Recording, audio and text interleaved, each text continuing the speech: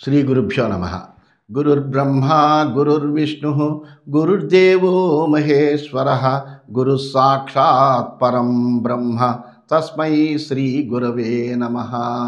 అస్మద్ గురుచరణ పాదారవిందాభ్యాం నమ. నిన్నటి మన మహాభారత ప్రస్థానంలో ఆ ధర్మరాజు తన సోదరులతో కలిసి ఆ ప్రభాస తీర్థానికి అట్లాగే వీటికి అన్నిటికీ లోమసుడు మిగిలిన బ్రాహ్మణులతో కలిసినటువంటి వాడే వస్తూ ఆ అర్జునుని వార్తలు విని చాలా ఆనందించినటువంటి వాడు అయ్యాడు. అక్కడ ఉన్నాడు అనేటువంటి విషయము తెలుసుకున్నటువంటి కృష్ణ బలరాములు మిగిలినటువంటి తమ యాదవ వీరులతో కొంతమందితో కలిసి ధర్మరాజును చూద్దామని అక్కడికి వచ్చి ఆ ధర్మరాజుని వారి సోదరుల్ని అందరినీ చూసి వాళ్ళని కాస్త సాంత్వన వచనాలతో ఓరడించి వాళ్ళ యొక్క వృత్తాంతం అంతా తెలుసుకుని అయ్యో వీళ్ళకి ఇంతటి కష్టం వచ్చింది అని కాస్త దుఃఖాన్ని పొందినటువంటి వాళ్ళు అయ్యారు. ప్రభాస తీర్థమాసాద్య పాండవా వృష్ణయస్తథా కిమకుర్వన్ కథాశ్చైషాం కాస్తత్ర సంస్తపోధన తేహి సర్వే మహాత్మానః సర్వశాస్త్ర విశారదాః వృష్ణయ పాండవాశ్చైవ సుహృదశ్చ పరస్పరం. వెంటనే జనమేజయుడు అడిగాడు, మహానుభావ, ఆ ప్రభాస తీర్థం దగ్గర ధర్మరాజుని మిగిలినటువంటి సోదరుని ద్రౌపదిని కలుసుకోవడానికి కృష్ణుడు బలరాముడు సాత్వికి వీళ్ళందరూ వచ్చారని చెప్పావు కదయ్యా, మరి వాళ్ళు ప్రభాస తీర్థాన్ని చేరినటువంటి యాదవులు పాండవులు ఏం చేశారు అక్కడ? వాళ్ళ మధ్య సంభాషణ ఎలా సాగింది? మహాత్ములు సర్వశాస్త్ర పారంగతులైనటువంటి యాదవ పాండవులు ఒకరికొకరి హితాన్ని ఆచరించేటువంటి వాళ్ళు కదా, వాళ్ళు అక్కడ ఏం మాట్లాడుకున్నారో ఆ వివరాలన్నీ కూడా నువ్వు చెబితే వినాలనే కోరికతో నాకు ఉందయ్యా, అందువల్ల వివరంగా చెప్పవలసింది అని జనమేజయుడు వైశంపాయనుడిని అడిగాడు. అప్పుడు వైశంపాయనుడు ఈ విధంగా చెబుతున్నాడు. ఈ విషయాలన్నీ కూడా ఆ లోమసుడు ధర్మరాజు సంభాషణలో జరుగుతున్నటువంటివి. ప్రభాస తీర్థం సంప్రాప్య పుణ్యం తీర్థం మహోదధే వృష్ణయ పాండవాన్ వీరాః పరివార్యోపతస్థిరే. ఆ సముద్ర తీర్థాల్లో పవిత్రమైనటువంటిది ప్రభాస తీర్థం, ఎంతో పరమ పవిత్రమైనటువంటిది. అటువంటి అక్కడికి చేరినటువంటి యాదవ వీరులు పాండవుల చుట్టూ చేరి కూర్చున్నారు. తతో గోక్షీర కుందేందు మృణాల రజత ప్రభ వనమాలీహలీరామ భభాషే పుష్కరే క్షణం. ఆ తర్వాత బలరాముడు ధర్మరాజుతో మాట్లాడుతున్నాడు. ఆ బలరాముడు ఎలా ఉంటాడయ్యా అంటే తెల్లగా మెరిసిపోతూ ఉంటాడు. ఆయన ఎటువంటి వాడంటే ఆవు పాలు, మొల్లపూలు, చంద్రుడు, తామరతుళ్ళు, వెండి ఇవన్నీ కూడా తెల్లగా ఉండేటువంటివే. అటువంటి వాటి కాంతులతో సమానమైనటువంటి కాంతి కలిగినటువంటి శరీరఛాయ కలిగినటువంటి వాడు. అటువంటి వాడై హలాయుధుడైనటువంటి వాడైనటువంటి ఆ బలరాముడు ఆ శ్రీకృష్ణుడితో ఈ విధంగా చెబుతున్నాడు. న కృష్ణ ధర్మశ్చరితో భవాయ జంతోరధర్మశ్చ పరాభవాయ యుధిష్ఠిరో యత్ర జటీ మహాత్మా వనాశ్రయ క్లిశ్యతి చీరవాసాః. ఆ బలరాముడు చెబుతున్నాడు, ఆచరించినటువంటి ధర్మము అభ్యుదయ కారణం కాలేదు, ఆచరించినటువంటి అధర్మం పరాజయ కారణము కాదు. మహాత్ముడైనటువంటి యుధిష్ఠిరుడేమోనో నారబట్టలు కట్టి జడలు ధరించి వనంలో బాధలు పడుతున్నాడు. అంటే ఇతడు ధర్మానికి ప్రతిరూపమని చెబుతారే, మూర్తీభవించినటువంటి ధర్మం అని చెబుతారే, ఎక్కడ అధర్మానికి ఇసుమంతైనా కూడా అవకాశం ఇవ్వకుండా ధర్మాచరణ ఎందే తన బుద్ధిని నిలుపుకుంటాడు, తన యొక్క సోదరులందరినీ అటువంటి మార్గంలో నడిపిస్తున్నాడు అని చెబుతారే, అటువంటి ఇతని యొక్క ధర్మాచరణ ఇతనికి ఏ విధమైనటువంటి అభ్యుదయాన్ని ఇవ్వలేదు, వనవాసం చేయవలసి వచ్చిందే. అధర్మానికి ప్రతీకలు ఎవరయ్యా అంటే కౌరవులు. వాళ్ళు చెయ్యనటువంటి అధర్మం అంటూ లేదు. అటువంటి అధర్మం చేసినటువంటి వాళ్ళు అక్కడ సుఖంగా ఉన్నారు. దుర్యోధనశ్చాపి మహీం ప్రశాస్తి నచాస్య భూమిర్వివరం దదాతి ధర్మాదధర్మశ్చరితో వరీయాన్ ఇతీవ మన్యేత నరోల్పబుద్ధి దుర్యోధనే చాపి వివర్ధమానే యుధిష్ఠిరే చ సుఖమాత్తరాజ్యే కింత్వత్ర కర్తవ్యమితి ప్రజాభిః శంకామిథ సంజనితా నరాణాం. ఇటువంటివి రెండు రకములైనటువంటి విభిన్నమైనటువంటి ధారణలు చూస్తుంటే మానవులకి ఏమనిపిస్తుంది? ఏమంటే ధర్మాన్ని పరిపాలించాడు ధర్మరాజు ఏమైనా సుఖపడ్డా?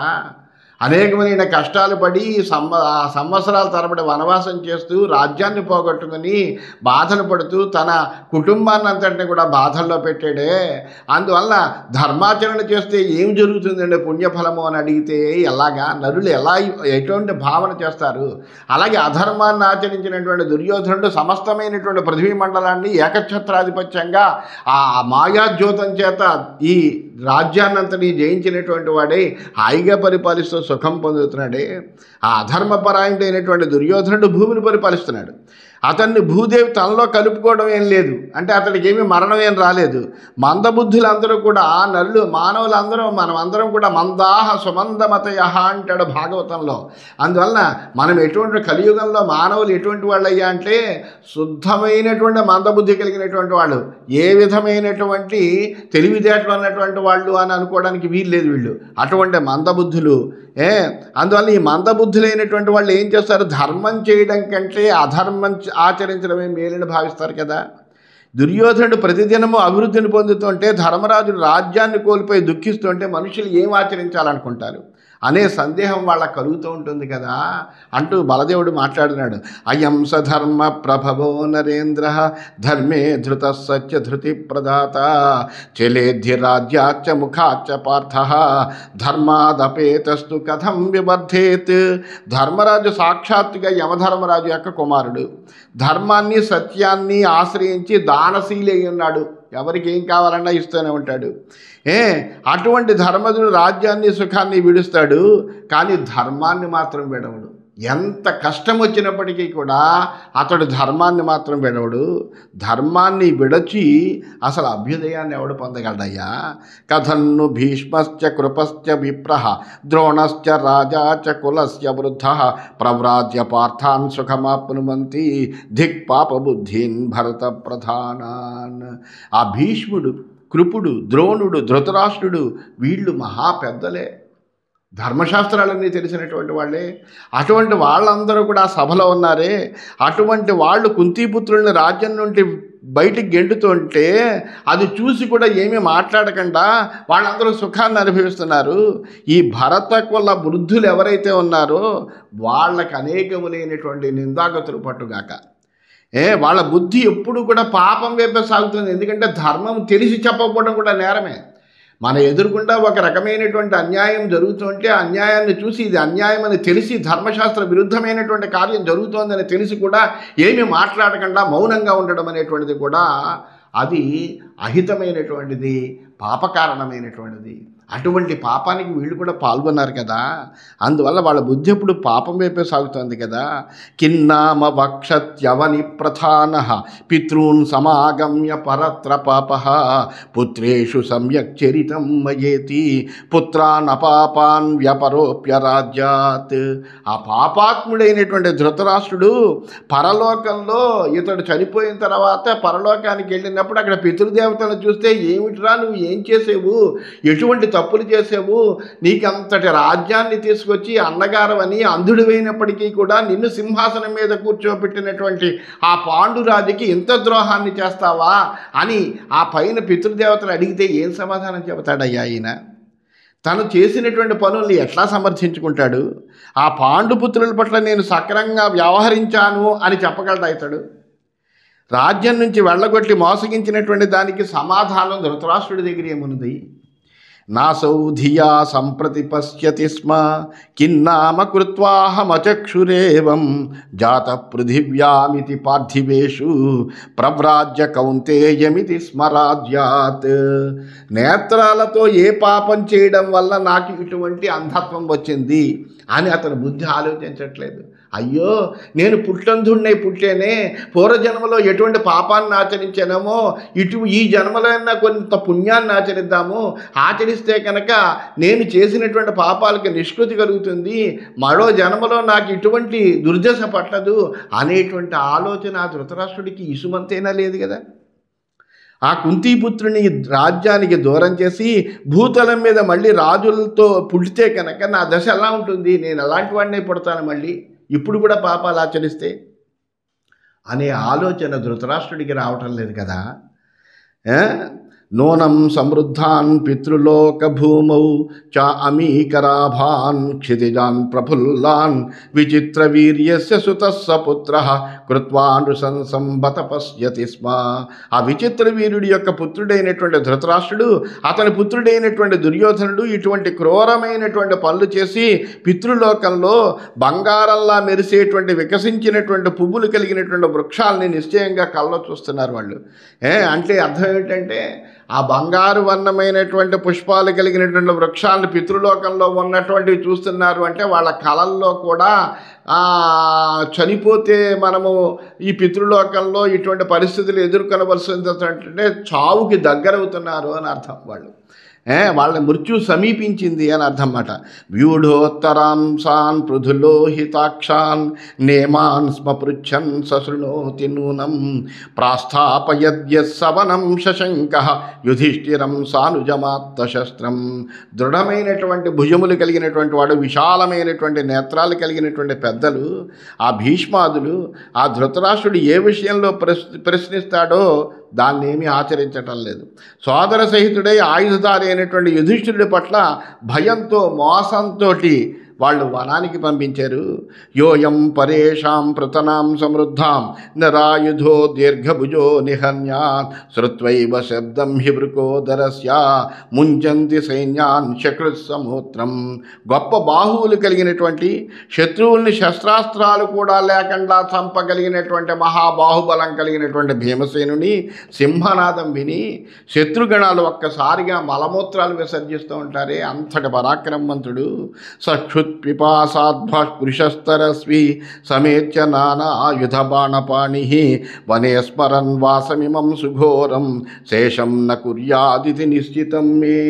ఆ వేగవంతుడైనటువంటి ఆ భీముడు ఆకలి దప్పికల చేత ఈ మార్గ సంచారం చేస్తాను కూడా బలహీనుడయ్యాడు. ఎందుకంటే కాలి నడకన ఈ వనాలన్నీ కూడా తిరుగుతూ ఆ సరైనటువంటి ఆహారం లేనటువంటి వాడే బలహీనుడైపోతున్నాడే. ఈ భయంకరమైనటువంటి వనవాస ఘోరాన్ని స్మరిస్తూ యుద్ధ సమయంలో మటుకు ఎవ్వడిని ప్రాణాలతో వదిలిపెట్టడు. ఎందుకంటే అతని యొక్క మనస్సంతా కూడా క్రోధావేశాలతో రగిలిపోతూ ఉంటుంది. అందువల్ల ఎప్పుడు ఈ అరణ్యవాసం పూర్తవుతుందా, ఎప్పుడు ఈ అజ్ఞాతవాసం పూర్తవుతుందా, ఎప్పుడు మనం వెళ్ళి ఈ ఘోరం చేసినటువంటి వాళ్ళు, మోసం చేసినటువంటి వాళ్ళందరినీ కూడా సంహరిస్తానా అని ఆవేశంతో ఎదురు చూస్తూ ఉంటాడు. నహ్యస్య వీర్యేణ బలేన కశ్చిత్ సమపృథివ్యామపి విద్యతేన్యః శశీతవాతాతపకర్షితాంగో నశేషమాజావసహృస్సు కుర్యాత్. అతని బలంతో పరాక్రమంతో సమానమైనటువంటి వాడు ఎవడు కూడా ఈ భూమి లేడు. అందువల్ల చలిగాలి ఎండ వీటి చేతన శరీరం ఇప్పుడు కృషించింది, కానీ యుద్ధంలో మటుకు శత్రువుల్లో ఒక్కడిని కూడా వదిలిపెట్టడు, అందులో ఏమి సందేహం లేదు. ప్రాచ్యాం నృపానేక రథేన జిత్వా మృకోదర స్వానుచరాన్ రణేషు స్వస్యాగమత్యోతిరథస్తరస్వీ సోయం వనే క్లిశ్యతి చీరవాసాః యస్సింధుకూలే వ్యజయన్ నృదేవాన్ సమాగతాన్ దాక్షిణాత్యాన్ మహీపాన్ తం పశ్యతేమం సహదేవమద్య తరస్వినం తాపసవేష రూపం. పూర్వం దిగ్విజయ యాత్రలో ఒక్క భీముడే రాజులందరినీ కూడా సేనతో సహాయం తిరిగి వచ్చాడు. అనేకములైన ధన కనక వస్తు వాహనాలన్నీ తీసుకొచ్చి ధర్మరాజుగా రాజసూయ యాగం చేసేటప్పుడు సమర్పించాడు. ఈనాడు అటువంటి భీమసేనుడే నారబట్టలు కట్టుకుని ఆ వేగం తగ్గి అడవిలో కష్టాలన్నీ అనుభవిస్తున్నాడు. సముద్ర తీరంలో దక్షిణ దిక్కుని ఎదిరించినటువంటి రాజులందరినీ కూడా జయించినటువంటి సహదేవుడు తాపస వేషధారి అయి దిగులుతూ ఉన్నాడు. ఇక్కడ యప్పార్థివానేక రథేన దిగ్యే దిశం ప్రతీచీం ప్రతియుద్ధశౌండః సోయం వనే మూలఫలేన జీవన్ జటీచరత్యజ్యమలాచ్యుతాంగః. అలాగే నకులుడు ఒక్కడే పడమర దిక్కున ఉండేటువంటి రాజులందరినీ కూడా యుద్ధ నైపుణ్యంతో జయించాడు. ఇప్పుడు కందమూల ఫలాలతో దేవయాత్ర సాగిస్తున్నాడు. జడలు కట్టి మాసినటువంటి శరీరంతో ఉన్నాడు అతడు. అద్భుతమైనటువంటి సౌందర్యం కలిగినటువంటి వాళ్ళు నకుల సహదేవులు. వాళ్ళు ఎటువంటి అశ్విని దేవతల యొక్క సంతానం వాళ్ళు. అటువంటి వాళ్ళు అద్భుతమైనటువంటి మహాసౌందర్యం కలిగినటువంటి వాళ్ళే. వాళ్ళు ఇలా ఉన్నారు. సత్రే సమృద్ధే అతిరథస్య రాజ్ఞః వేదీతలాదుత్పతితా సుతాయ సేయం వనే వాసమిమం సుదుఃఖం కథం సహ త్యజ్య సతీ సుఖార్హ. ద్రుపదుడి యొక్క యజ్ఞంలో యజ్ఞవేది నుంచి పుట్టినటువంటిది ద్రౌపది, అందుకనే యాజ్ఞసేని అంటారు ఆమెను. అటువంటి ఆ ద్రౌపది సుఖాలన్నిటికీ భోగాలన్నిటికీ యోగ్యురాలు. అటువంటి ఆ ద్రౌపది పాపము ఎంతో పతివ్రత అయినటువంటి ఆ ద్రౌపది ఈ అరణ్యంలో దుఃఖాన్ని ఎలా సహిస్తుందో పాపం. త్రివర్గ ముఖ్యస్య సమీరణస్య దేవేశ్వరస్యాప్యథవాస్వినోశ్చ ఏషాం సురాణాం తనయా కథన్ను వనే చరన్ హ్యస్తసుఖాసుఖార్హా. ధర్ముడు అంటే యమధర్మరాజు, వాయువు, ఇంద్రుడు, అశ్విని దేవతల పుత్రులైనటువంటి వాళ్ళు ఈ పాండవులందరూ కూడా. యమధర్మరాజు యొక్క పుత్రుడు ధర్మరాజు, వాయువు యొక్క పుత్రుడు భీమసేనుడు, ఇంద్రుని యొక్క పుత్రుడు అర్జునుడు, అశ్విని దేవతల యొక్క పుత్రుడు నకుల సహదేవులు. అటువంటి వాళ్ళు, దేవతల పుత్రులైనటువంటి వాళ్ళు సుఖాన్ని అనుభవించడానికి యోగ్యులై ఉండి కూడా వనవాసం చేస్తూ మోసగింపబడి సుఖానికి దూరం అయ్యారు కదా. జితే హి ధర్మస్య సుతే సభార్యే సభ్రాతృకే సానుచరే నిరస్తే దుర్యోధనే చాపి వివర్ధమానే కథన్న సీదత్యవనిశైల. భార్యతోటి సోదరులతోటి సహా ధర్మరాజు జోదంలో పడిపోయాడు, అనుచరులందరినీ కోల్పోయాడు.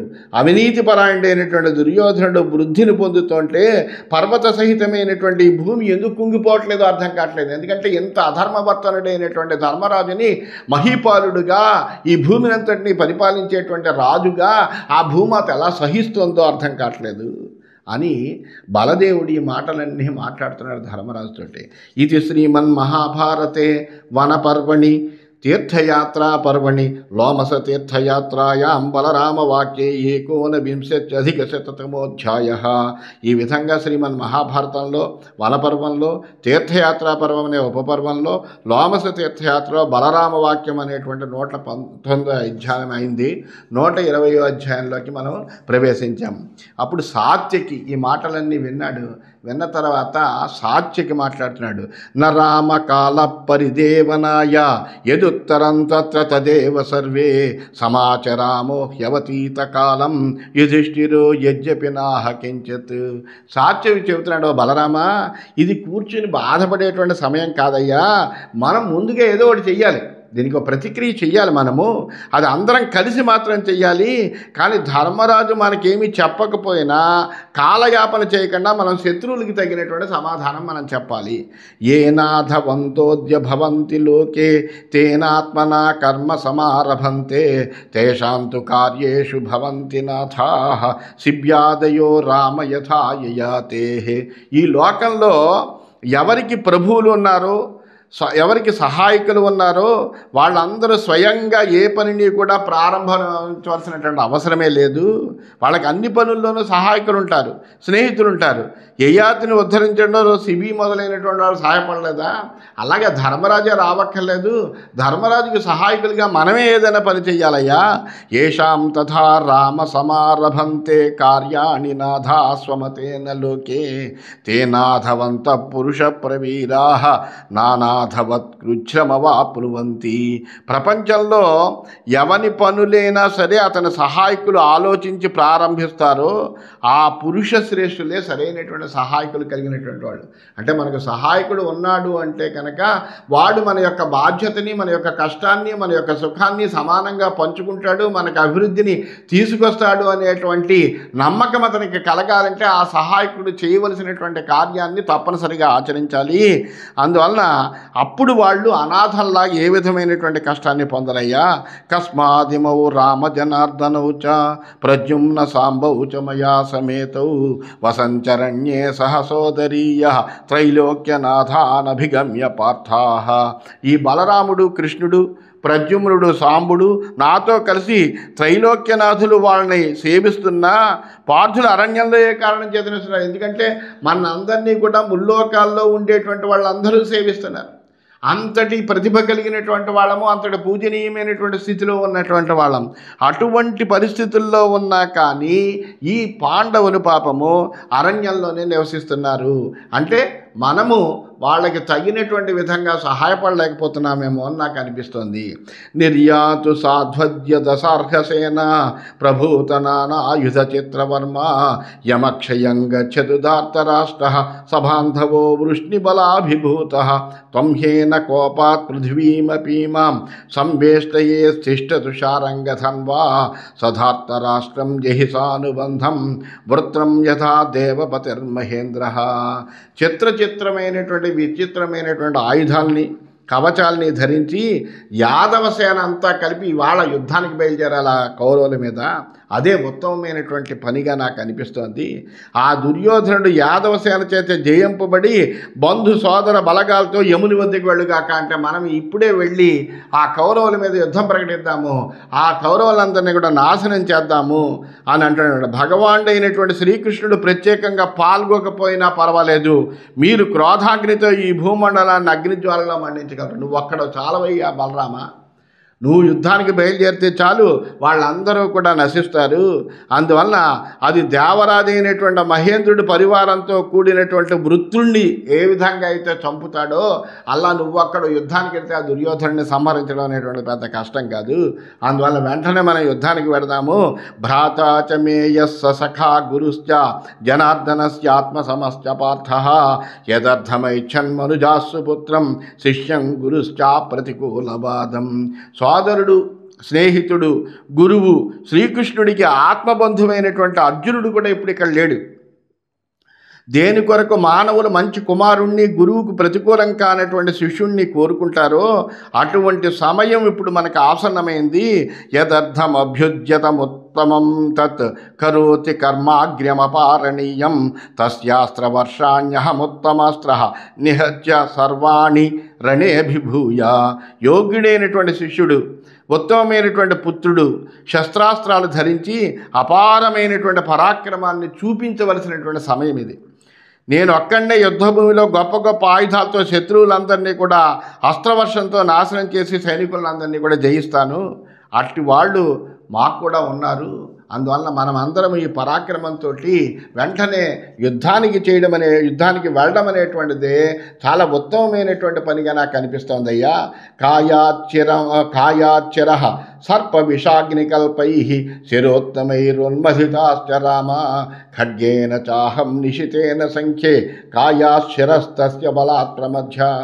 సర్పము, అగ్ని, విషము వీటితో సమానమైనటువంటి బాణాలతో శత్రువుల యొక్క శిరస్సులను మొండు నుంచి వేరు చేయొచ్చు.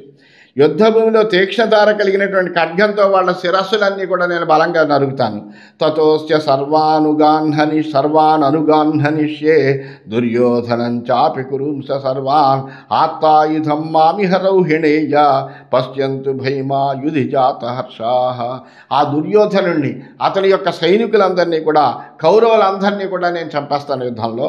యుద్ధంలో భయంకరంగా పోరాడేటువంటి యోధులు హర్షోత్సాహాలతో నా శస్త్రాస్త్రాల యొక్క వేగాన్ని చూస్తారయ్యా. అందువల్ల ఇప్పుడే నాకు యుద్ధానికి వెళ్ళి వాళ్ళందరినీ సంహరించాలనుంది. నిఘ్నంతమేకం కురు యోధ ముఖ్యాన్ అగ్నిం మహాకక్షమివాంతకాలే ప్రద్యుమ్న ముక్తాన్ నిశితాన్న శక్తాః సోఢుం కృపద్రోణ వికర్ణ కర్ణాః. అంతేకాదు ప్రళయకాలంలో అగ్ని గడ్డివాముని అవలీలగా నాశనం చేసేస్తుంది. అలా నేను ఒక్కడనే కౌరవసేనంతటిని కూడా నాశనం చేయగలను. అలాగే ప్రద్యుమ్నుడు ఉన్నాడు, బ్రహ్మాండమైనటువంటి ధనుర్ధారి. అతడు విడిచినటువంటి బాణాలని కృపుడు కానీ, ద్రోణుడు కానీ, వికర్ణుడు కానీ, కర్ణుడు కానీ సహింపలేరయ్యా. అందువలన అతడు చక్కటి ధనుర్ధారి అయినటువంటి ఆ ప్రద్యుమ్నుడు ఉన్నాడు మనకు. జానామి వీర్యంచ జయాత్మజస్య కార్ష్ణిర్భవత్యేష యథారణస్థః సాంబః ససూతం శరథం భుజాభ్యాం దుస్సాసనం శాస్తు బలాత్ ప్రమధ్య.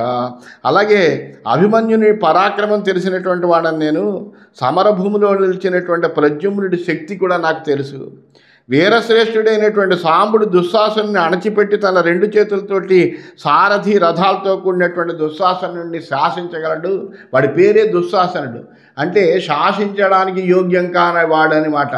అందువల్ల ఆ దుశ్శాసనుడిని ఎవరైనా శాసించాలి అంటే వాళ్ళ అన్నయ్య దుర్యోధనుడి వల్లనే అవుతుంది. ఇంకెవ్వరి వలన శాసింపబడేటువంటి వాడు కాదు వాడు. అందువలన అటువంటి ఆ దుశ్శాసనుడినే శాసింపగలిగినటువంటి వాడు సాంబుడు ఉన్నాడయ్యా మనకి వీరుడు అయినటువంటి వాడు. అందువల్ల వీళ్ళతోటి కలిసి మనం ఇప్పుడే యుద్ధానికి వెళ్ళడం అనేటువంటిది ఎంతైనా ఉచితమని నాకు అనిపిస్తోంది అంటూ సాత్యకి చాలా ఆవేశపూరితంగా ఆ బలరాముడితోటి ఈ విధంగా మాట్లాడుతున్నాడని తెలియజేస్తూ స్వస్తి.